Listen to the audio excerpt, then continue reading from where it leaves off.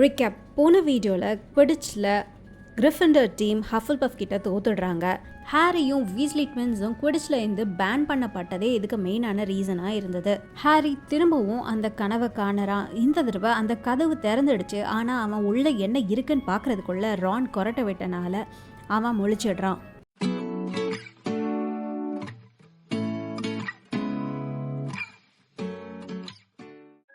Chapter 26 part 2. அடுத்த நாள் காலையில் அவங்க பிரேக்ஃபாஸ்ட்காக கிரேட் ஹால்குள்ளே என்டர் ஆகிறாங்க. ஹாரி ஆரஞ்ச் ஜூஸ் குடிச்சுக்கிட்டு இருக்கான். ஹெர்மைனி அவளோட டெய்லி ப்ராஃபிட்காக வெயிட் பண்ணிக்கிட்டு இருக்கா.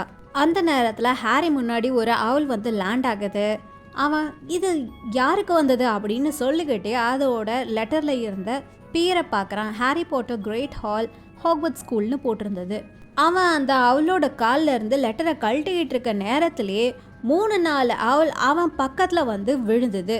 என்ன நடக்குது அப்படின்னு ரான் கேட்குறான். அந்த நேரத்தில் இன்னொரு 7 அவள் அங்கே வந்திருந்த அந்த அவள்ஸ் பக்கத்துலேயே வந்து லேண்ட் ஆகுது. ஹாரி, இதுக்கு என்ன அர்த்தம்னு எனக்கு தெரியும் அப்படின்னு அவள் சொல்லிட்டு ஒரு அவள் சிலிண்டர்கள் பேக்கேஜ் ஒன்று கொண்டு வந்திருந்ததை அதை ஓப்பன் பண்ணு அப்படின்னு அவள் சொல்லுறா. ஹாரி அந்த ப்ரௌன் பேக்கேஜிங் பேப்பரை கிழிக்கிறான். உள்ளே இருந்து ஒரு குவிப்லர் மேகசின் வெளியே வந்து விழுது.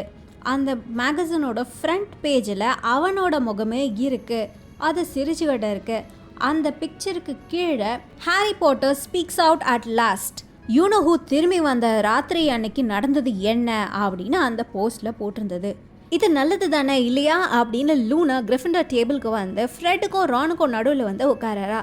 இது நேற்று தான் வந்தது, அதனால் அப்பா கிட்ட உனக்கு ஒரு ஃப்ரீ காப்பி அனுப்ப சொல்லி சொன்னேன். இதெல்லாம் வந்துட்டு ஃபேன் லெட்டர்ஸாக இருக்கும் அப்படின்னு அவள் சொல்லுறா.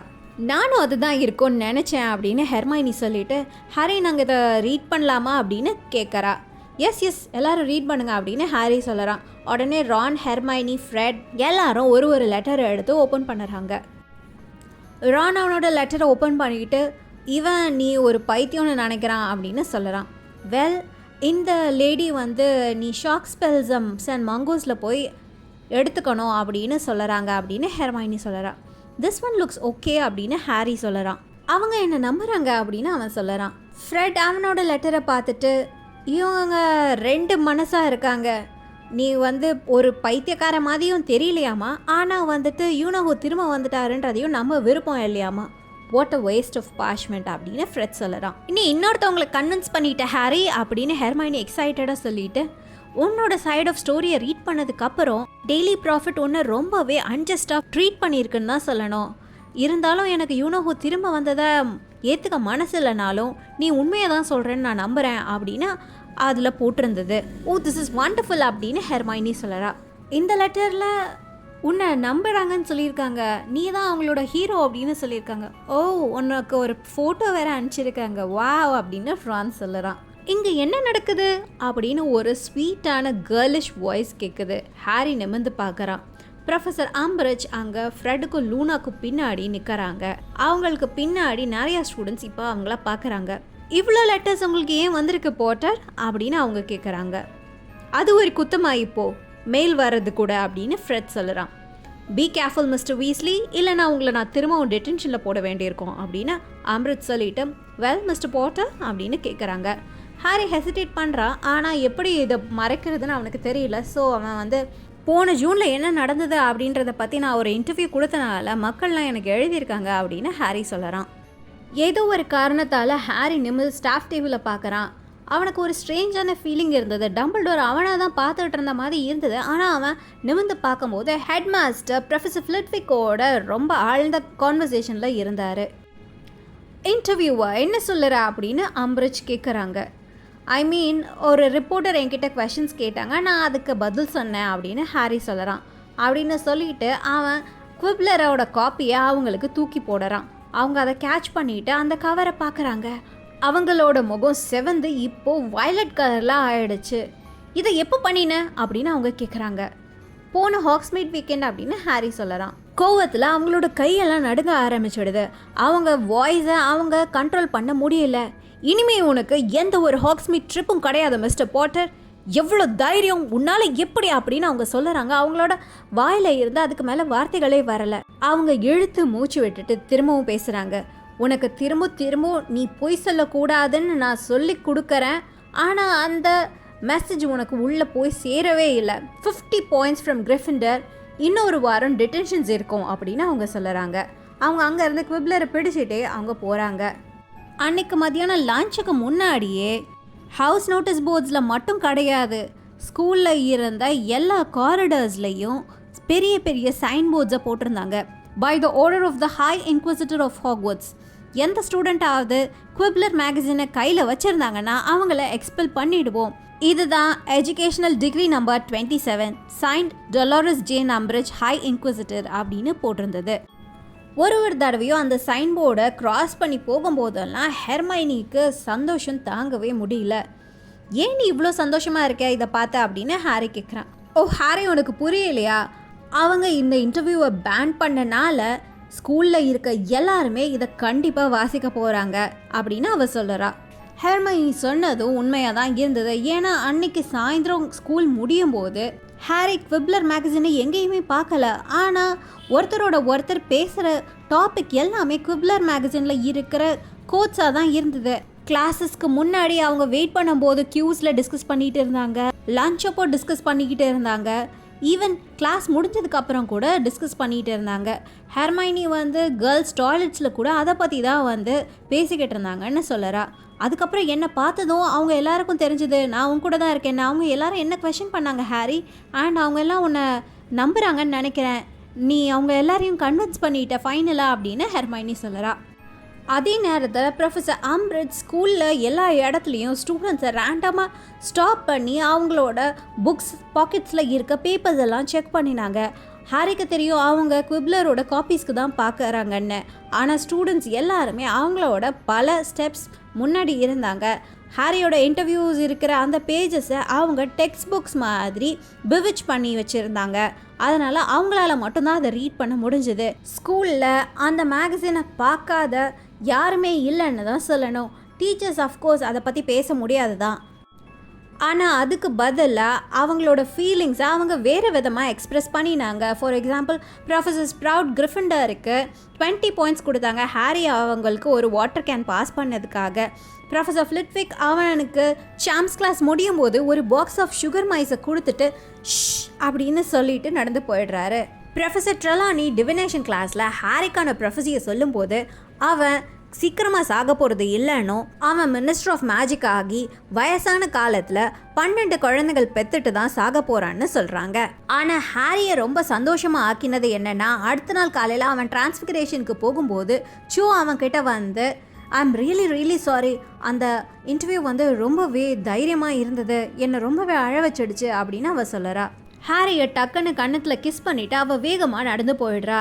அவன் சந்தோஷத்தோட டிரான்ஸ்ஃபிகரேஷன் கிளாஸுக்கு போய் வெளியே க்யூவில் நிற்கும் போது க்யூவில் இருந்து சீமஸ் முன்னாடி நான் என்ன சொல்கிறேன்னா, நான் அந்த மேகசினை பார்த்தேன், என்னோட அம்மாவுக்கும் உன்னை அனுப்பிச்சிருக்கேன், நான் உன்னை நம்புகிறேன் அப்படின்னு அவன் கீழே பார்த்துட்டே சொல்லுறான். ஹாரியோட சந்தோஷத்தை முழுமைப்படுத்துகிற மாதிரி ஒன்று நடந்ததுன்னா அது மால்ஃபாய், கிரேப் அண்ட் காயில் கிட்டேருந்து வந்த ரியாக்ஷன் தான். அவங்க 3 பேரும் லைப்ரரியில் குனிஞ்சு பேசிக்கிட்டுருக்காங்க. அவங்களோட இன்னொரு ஒல்லியான ஒரு பையனும் இருந்தான், அவன் பேர் தியோடர் நாட். ஹாரி அவங்களெல்லாம் பார்க்கும்போது அவங்க எல்லாம் அவனை பார்த்து ரொம்பவே முறைச்சிக்கிட்டு இருக்காங்க. காயல் அவனோட கை விரல்களை மடக்கி ஹாரியை பயமுறுத்துகிற மாதிரி பார்க்குறான். ஹாரிக்கு தெரியும் அவங்கெல்லாம் அவங்களோட அப்பாக்களை ஹாரி டெத் ஈட்டர்ஸ்னு சொன்னதால தான் இப்படியெல்லாம் நடந்துக்கிறாங்கன்னு. And the best bet is அவங்களால உன்னை கான்ட்ரடிக்டே பண்ண முடியாது, ஏன்னா அவங்க அந்த ஆர்டிக்கலை ரீட் பண்ணாங்கன்னு அட்மிட் பண்ண முடியாதுல அப்படின்னு ஹெர்மைனி சந்தோஷமாக சொல்லுறா. இது எல்லாத்துக்கும் மேலே லூனா அன்னைக்கு நைட் டின்னர் அப்போ குவிப்லர் எல்லாமே விற்று போயிடுச்சுன்னு அவளோட அப்பா திரும்பவும் அதை ரீப்ரிண்ட் பண்ணுறாங்கன்னு சொல்லுறா. அவரால் நம்பவே முடியல. ஹாரி பீப்புள் கம்பிள் ஹார்ன்ட் ஸ்னாக்ஸை விட இதில் ரொம்பவே இன்ட்ரெஸ்டடாக இருக்காங்கன்னு அவர் சொன்னார் அப்படின்னு அவள் சொல்லுறா. ஹாரி கிரிஃபிண்டர் காமன் ரூமில் அன்றைக்கு ஹீரோவாக இருந்தான். ஃப்ரெட்டும் ஜார்ஜும் குவிப்லர் மேகசினோட ஃப்ரண்ட் கவரில் ஒரு என்லார்ஜ்மெண்ட் சாமை போட்டு அதை தொங்க விட்டுருந்தாங்க. அந்த படத்தில் இருந்த Harry ministries of moron, eat dung Umbridge அப்படின்ற வார்த்தைகளை திரும்ப சொல்லிகிட்டு இருந்தது. ஹெர்மைனிக்கு இது அவ்வளவா பிடிக்கலை. அது அவளை கான்சன்ட்ரேட் பண்ண விடலைன்னு சொல்லிட்டு அவள் தூங்க போகிறேன்னு சொல்லிட்டு போயிடுறா. 1 மணி நேரம் கழித்து ஹாரிக்கும் அப்படி தான் இருந்தது. அதோடு இல்லாமல் அந்த ஸ்பெல்லும் வேற ஆகி டங் அம்ப்ரேஜ் அப்படின்னு அப்பப்போ ஒரு வார்த்தைகளை மட்டும் சொல்லிக்கிட்டு இருந்தது. இன்ஃபேக்ட் அது அவனோட தலை வலிக்க ஆரம்பிச்சிடுச்சு. அதனால் அவன் எந்திரிச்சு வேகமாக தூங்க அவனும் போயிடுறான். டார்மெட்டரி எம்டியாக இருந்தது. அவன் ட்ரெஸ் சேஞ்ச் பண்ணிட்டு பெட்டில் படுத்துடுறான். அவன் படுத்ததும் டக்குன்னு தூங்கிடுறான். அவன் ஒரு இருட்டான ரூமில் இருக்கான். அந்த ரூமில் இருக்கிற ஒரே வெளிச்சம் அங்கே இருந்த கேண்டில்ஸில் இருந்து மட்டும்தான் வருது. அவனோட கை அங்கே இருந்த ஒரு சேரை பிடிச்சிருந்தது. அவனோட விரல்கள் எல்லாம் நீளமாகவும் வெள்ளையாகவும் இருந்தது. அந்த கேண்டில் வெளிச்சத்தில் அவனுக்கு முன்னாடி ஒரு ஆள் கருப்பு அங்கிகள் போட்டுட்டு மண்டிட்டு கிடக்கான்றது அவனுக்கு தெரிஞ்சுது. எனக்கு தப்பாக அட்வைஸ் பண்ணிட்டாங்க போல அப்படின்னு ஹாரி பயங்கரமான ஒரு கோல்டான வாய்ஸில் பேசினான். மாஸ்டர் என்னை மன்னிச்சிருங்க அப்படின்னு அந்த ஆள் கதறுறான். நான் உன்னை குறை சொல்லலை ருக்வர்ட் அப்படின்னு ஹாரி திரும்பவும் அந்த கோல்டான குரூவலான வாய்ஸ்லேயே பேசுகிறான். நீ சொன்னதெல்லாம் சரிதானே ருக்வர்ட் அப்படின்னு ஹாரி அந்த ஆளுக்கு முன்னாடி நின்று போய் கேட்குறான். எஸ் மை லார்ட், நான் டிபார்ட்மெண்ட்டில் தானே வேலை செஞ்சேன் அப்படின்னு அவன் சொல்லுறான். அவரி என்கிட்ட போர்டால் எடுக்க முடியும்னு சொன்னானே அப்படின்னு அவன் சொல்லுறான். போர்டால் எடுத்துருக்கவே முடியாது மாஸ்டர், அவனால் எடுக்க முடியாதுன்னு அவனுக்கும் தெரிஞ்சிருக்கோம். அதனால தான் அவன் மால்ஃபையோட இம்பீரியல் ஸ்கர்ஸை அவ்வளோ ஹார்டாக ஃபைட் பண்ணியிருப்பான் அப்படின்னு அவன் சொல்லுறான். எந்திரி ருக்வர்ட் அப்படின்னு ஹாரி சொல்லுறான். மண்டிட்டு கிடந்த அந்த ஆள் எந்திரிச்சு நிற்கிறான். ஹாரியால் அவரோட முகத்தை பார்க்க முடியுது. அவரோட முகம் எல்லாம் பருக்களோட தழும்புகளாக இருந்தது. இதை பற்றி நீ என்கிட்ட சொன்னது ரொம்ப நல்லதாக போச்சு. வெரி வெல், நான் இப்போ பல மாதங்களாக பயன் தராத செயல்களை செஞ்சுக்கிட்டு இருந்திருக்கேன். பரவாயில்ல, திரும்பவும் ஆரம்பிப்போம். லார்ட் வால்டமோர்ட் உனக்கு நன்றி கடன் பட்டிருக்கேன் அப்படின்னு ஹாரி ரூக்வுட்டை பார்த்து சொல்லறான். எஸ் மை லார்ட், எஸ் அப்படின்னு ரூக்வுட் சொல்லறான். உன்னுடைய உதவி எனக்கு தேவைப்படும். உனக்கு இந்த விஷயத்தை பற்றி தெரிஞ்ச எல்லாத்தையும் என்கிட்ட சொல்லு அப்படின்னு ஹாரி திரும்பவும் ரூக்வுட் கிட்ட சொல்லறான். அஃப்கோர்ஸ் மை லார்ட், அஃப்கோர்ஸ், உங்களுக்காக எதையும் செய்வேன் அப்படின்னு ரூக்வுட் சொல்கிறான். வெரி வெல் தென், நீ போகலாம். அவரையே என்கிட்ட அனுப்பு. ரூக்வுட் எந்திரிச்சு குனிஞ்ச தலையோடையே அங்கே இருந்து போகிறாரு வெளியே. அந்த ரூமில் தனியாக இருந்த ஹாரி இப்போ திரும்பி செவத்தில் இருக்கிற கண்ணாடியை நோக்கி நடக்கிறான். ஹாரியோட முகம் இப்போ கிட்ட தெரிய ஆரம்பிக்குது, தெளிவாக தெரிய ஆரம்பிக்குது. அவனோட முகம் எலும்பு கூட்டை விட வெள்ளையாக இருந்தது. அவனோட கண்கள் சிவப்பாக இருந்தது. நோ அப்படின்னு ஹாரி கத்துறான். என்னாச்சு அப்படின்னு ஒரு சத்தம் அவனுக்கு பக்கத்துல. கையையும் காலையும் ஆட்டுக்கிட்டு இருக்கான் ஹாரி. அவனோட கையும் காலும் அப்படியே மாட்டிக்கிட்டு இருக்கு. அவன் பெட்ல இருந்து கீழே விழுந்துடுறான். போர்வை அவனோட கையையும் காலையும் சுத்தி இருக்கு. பைத்தியக்கார மாதிரி கையும் காலையும் ஆட்டாம இரு ஹாரி அப்படின்னு ரான் பக்கத்துல இருந்து சொல்லறான். ஹாரியோட கையையும் காலையும் போர்வையில இருந்து பிரிச்சு விட்டுட்டு ரான் பாக்குறான். என்னாச்சு, ஏதாவது அட்டாக் ஆச்சா, அப்பாவா அப்படின்னு ரான் கேக்குறான். இல்லை யாருக்கும் எந்த பிரச்சனையும் கிடையாது. வெல், அவரைய தவிர அவர் தப்பான இன்ஃபர்மேஷனை கொடுத்துட்டாரு. வால்டமோர்ட் பயங்கர கோவமா இருக்காரு, அவரை தண்டிக்க போறாரு அப்படின்னு ஹாரி சொல்றான். என்ன சொல்ற நீ யுனோஹுவை பாத்தியா அப்படின்னு ரான் கேட்குறான். இல்லை, நான் தான் யுனோஹுவா இருந்தேன். அவர் ரூக்வுட்டோட இருந்தாரு. ரூக்வுட் தப்பிச்சு வந்த டெத் ஈட்டர்ஸில் ஒருத்தர். அவர்கிட்ட ரூக்வுட் போர்டால் அதை பண்ணியிருக்க முடியாது அப்படின்னு சொன்னாருன்னு ஹாரி சொல்லுறான். எதை பண்ணியிருக்க முடியாது அப்படின்னு ரான் கேட்குறான். எதையோ எடுக்க போர்டை பிவிச் பண்ணியிருந்தாங்க அதை எடுக்கிறதுக்காக.